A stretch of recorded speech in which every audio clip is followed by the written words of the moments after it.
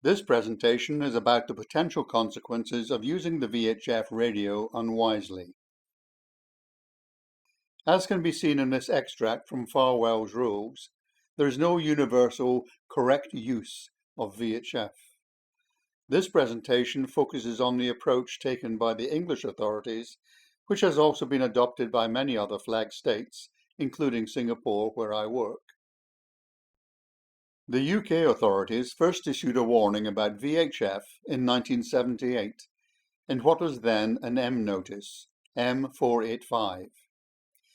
The advice has been updated and reissued over the years, with the most recent notice, MGN 324, being issued in 2006, followed by Amendment 1, updated in October 2017. That includes advice on the appropriate use of AIS, especially with regard to collision avoidance. There are 3 paragraphs I would like to focus on. The notice recognizes that positive identification is essential. Misinterpretation and misunderstandings due to language difficulties and ambiguous phrases are a distinct possibility. Time can be wasted talking instead of acting. There is also a risk that actions contravening the call regs will be agreed, with unfortunate consequences. The notice quotes Justice Sheen from the Meloja 2 case, where he cites distraction as a contributing factor. This opinion is referred to in every legal action where the VHF has been used in the course of a collision event. Let's summarize those concerns. It might be difficult to positively identify another vessel, even with AIS. Sometimes the static AIS information has not been updated, or there is a defect in the equipment. What is said may not be what is heard. We have all experienced that in our day-to-day lives. There are many nationalities of seafarer, with a wide array of native languages and differing levels of English language skills. The IMO Standard Marine Communication Phrases publication, the SMCP, is not used as much as it should be. Messages may be hurried due to pressure, and the use of jargon or slang, which is unfamiliar to the listener, can cause confusion. If you are focusing on the VHF conversation, you are not focusing on anything else. It is a distraction. If you are not doing anything other than talking on the VHF, you are wasting the time you should be using to take avoiding action. It can be tempting to suggest or agree to an action that does not comply with the call regs. If that action fails and a collision still occurs, you will potentially be held more liable for contravening the call regs. I will now look at a collision which took place off Ulsan, South Korea, on 10th July 2013. An investigation was conducted by the Cyprus Marine Accident and Incident Investigation Committee, and the resulting report is on its website. I have posted a link to that report on my website, together with this presentation. I am commenting on the use of VHF and not on liability.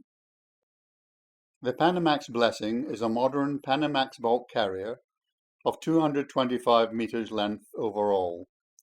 She was in good condition, well equipped, and properly manned and managed. She was laden with a full cargo of corn from Argentina to Ulsan. The Harmony Rise, which sank after the collision, fortunately without any loss of life or serious injury, was a small general cargo ship of 53.5 meters length overall. She was fully laden with a cargo of calcined magnesia and was bound from Tanchon, North Korea, to an unspecified port in China. I have no photographs of that vessel, but her relative size is as shown in the slide. She was manned with a crew of 12, but other details are unknown. The vessels entered dense fog, and being almost 5 o'clock in the morning, It was dark.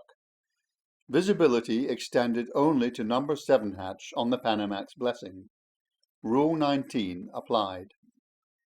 This is the only rule that applies solely to vessels not in sight of one another. That does not mean that both are in restricted visibility. Vessels are required to proceed at a safe speed. The engines must be ready for immediate maneuver, and it follows that the bridge and engine room should be on standby. The rule reminds us that Section 1 of the call regs, which mandates the conduct of vessels in any condition of visibility, still applies. That is, Rules 4 through 10.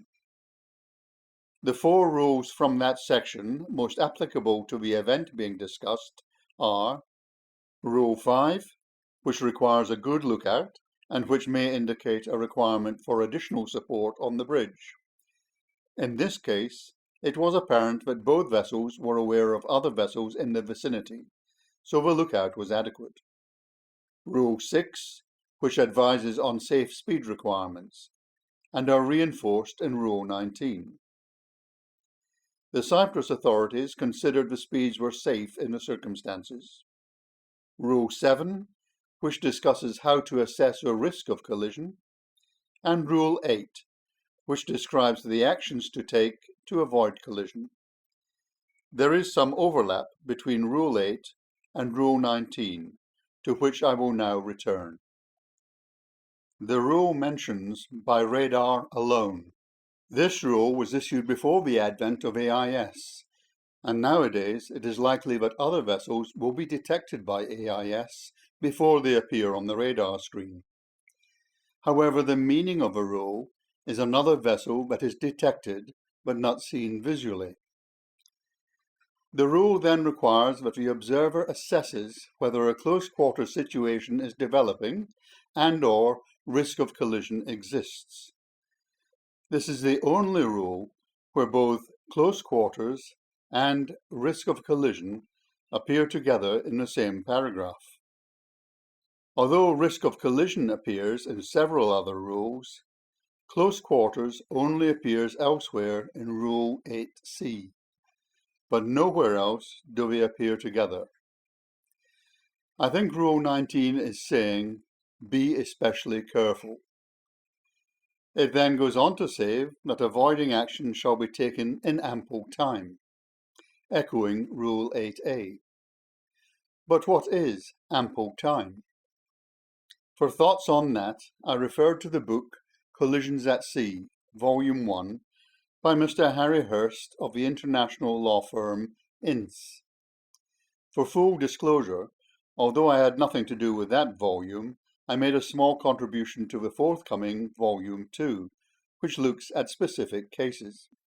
Mr. Hurst analysed numerous cases and concluded that the English courts expect action to be taken at least 12 minutes before a collision, or C-12. For restricted visibility, he cites 3 well-known cases. In the collision between the Odin and the Polkovo, Mr. Justice Sheen found that both vessels should have taken action at or before C-12. In the Tenes collision with the Darion, he found that about C-15 would have been the most appropriate time. And in the collision between the Maloja II and the John M, the same judge thought C-16 minutes was the latest time to take action. Returning to Rule 19, there is no stand-on vessel in this rule. Any vessel determining that a close quarter situation and/or risk of collision exists in or near restricted visibility must take avoiding action. Rule 19 does not specify what action to take, but it does specify what action not to take, if at all possible. If a detected vessel is forward of the beam, it must not alter course to port. If a detected vessel is abeam or abaft the beam, it must not alter course in that direction. The final paragraph is about fog signals, and basically says if you can hear another ship's fog signals, you are much too close and need to slow down. I shall now look at the Panamax Blessing collision with the harmony rise in more detail. I have reconstructed a radar screen on the Panamax Blessing and set the range rings at 1 nautical mile. The distance and CPA are displayed in meters, but where appropriate, the nautical mile conversion is shown. An audio transcript, which appears in the official report, will be displayed on the left-hand side. The video sequences are accelerated to save time. I will run this video sequence until the first action is taken by the Panamax Blessing. The TCPA is 12.5 minutes, so the English courts would consider that avoiding action by both vessels was necessary. The CPA is about 1/4 mile. The bridge officer on the Panamax Blessing orders an alteration of course to 050. Such a small alteration is contrary to Rule 8b and might not be readily visible on the other vessel's radar. It also assumes that the harmony rise would also alter to starboard, but that would not appreciably change the CPA and could not be guaranteed. In restricted visibility, an alteration between 70 and 90 degrees is not unreasonable. That ensures that no matter what the other vessel does, the altering vessel will be safe. Note that the harmony rise is heading about 216 degrees. The Panamax Blessing gradually turns to a heading of 050, and the bridge officer makes the first unsuccessful attempt to raise the harmony rise on the VHF. This video sequence stops when the second attempt is made at 045022. The harmony rise is now heading about 205 degrees, meaning she has altered course 10 degrees to port for a vessel forward of her beam, contrary to Rule 19d(1). The CPA is about 0.5 nautical miles, but there is now uncertainty because of the inadequate and incorrect actions by both vessels. They are 1.3 nautical miles apart. The VHF conversation starts and continues without any additional avoiding action being taken. You can see that there is confusion about passing port to port or starboard to starboard. Meanwhile, the harmony rise starts swinging back to starboard. It seems that the harmony rise is uncertain about the position of the other vessel, since the bridge officer asks about the distance off, and it is clear that English is not his first language. Potential confusion is increased when the Panamax Blessing officer says, "This is the vessel on your starboard, on your port bow." The pressure of an approaching collision can cause inadvertent misspeaking. The conversation ends at 045223, 2 minutes after it started, during which time no additional avoiding action was taken by the Panamax Blessing. The harmony rise swung back about 10 degrees to starboard. The CPA is now 0.14 miles, and the TCPA only 2.5 minutes. There were 2 minutes of talking on the VHF without any effective action being taken, and during that time the vessels closed by almost 3/4 mile. Although some viewers might think such inaction is unusual, people in all walks of life are generally poor at focusing on more than one thing at a time. For example, all this chap had to do was to focus on crossing the road safely, but he became distracted and had a collision. No doubt some female officers will suggest that they are better at multitasking, so can do more than one thing at a time. But perhaps not. I hope that lady was unhurt, but it again shows how lack of focus on the prime activity can result in accidents. The Australian e-magazine, The Conversation, reported on a research project in August 2019, which found that no one is good at multitasking. It concluded that human brains cannot manage multiple activities at once, at least not when close attention is required. Returning to the final radar sequence, a collision is now almost inevitable.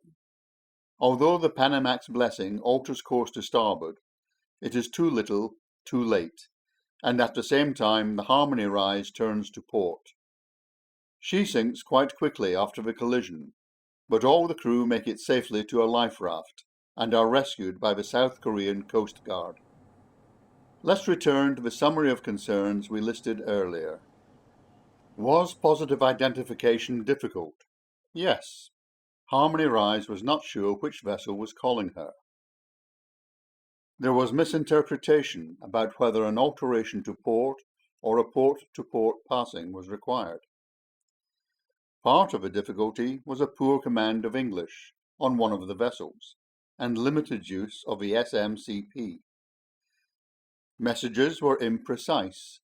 At one stage, the Panamax Blessing confused port with starboard. Distraction was evident. The focus was on the conversation and not on the avoiding action. Time was definitely wasted. There was a 2-minute period where talking precluded action. It is a very human response to extend a conversation to try and make sure the other party understands your meaning. But there is a time and place to do that, and a close quarters situation is neither the time nor the place. Finally, although the Panamax Blessing did not take very positive action at the right time, the Harmony Rise took the incorrect action at the end, and that might have been influenced by misunderstanding the conversation. All the foreseen potential difficulties were realized. There is no reason to list lessons from this presentation, since they have all been explained, but just a reminder for the future.